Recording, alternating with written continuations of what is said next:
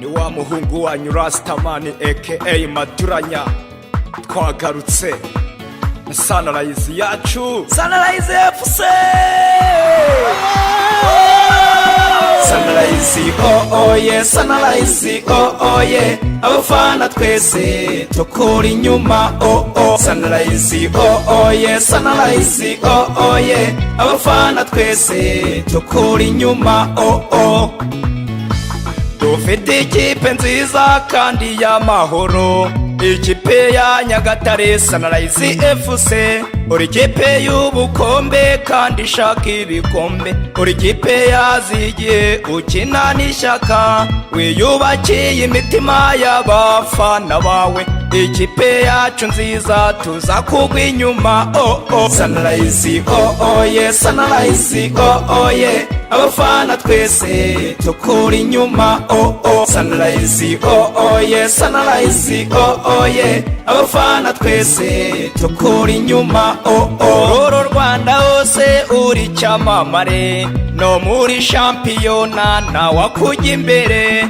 Ufite amacenga meza n'amashoti y'urutambi, gushota mu rucundura n'ibyishimo gusa Sunrise oh yeah, Sunrise oh yeah, abafana twese tukura inyuma Sunrise oh yeah, Sunrise oh yeah, abafana twese tukura inyuma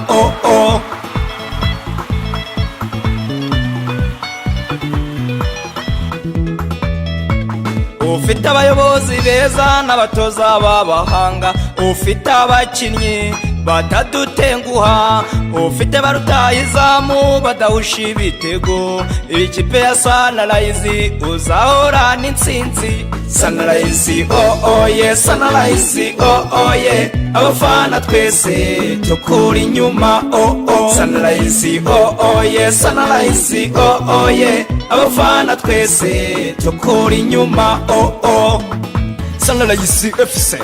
Amacinga ya waranogera iyo uhanga muri bihanga, genda utinya ubururu n'umweru cyangwa se umukara n'umweru, ni wowe uhuruza imbaga zije kureba uko ukina.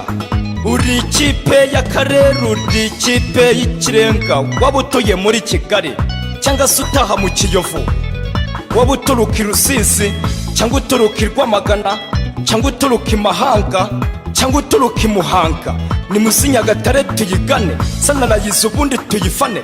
Turi ibihumbi n'amagana, turi ibihumbi n'amagana, come on Sunrise oh yeah, Sunrise oh yeah, abafana twese tukura inyuma Sunrise oh yeah, Sunrise oh yeah, abafana twese tukura inyuma Sunrise oh yeah, Sunrise oh yeah, abafana twese tukura inyuma Sunrise oh yeah, Sunrise oh yeah, abafana twese tukura inyuma